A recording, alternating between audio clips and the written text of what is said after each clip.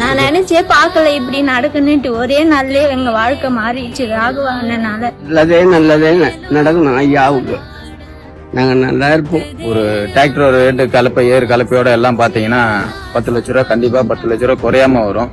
அந்த அந்த ஒரு 10 லட்ச ரூபாய ஒரு சாதாரணமா ஒரே நாள்ல அசால்ட்டா கொடுக்கறது கண்டிப்பா மாஸ்டர் அண்ணனுடைய மரியாதைக்குரிய மாஸ்டர் அண்ணனுக்கு என் மனமார்ந்த நன்றி. இதெல்லாம் ரொம்ப உயிர் இருக்கிற வரைக்கும் மறக்க மாட்டேன். எங்களை வாழ வச்ச தெய்வம். மாஸ்டர்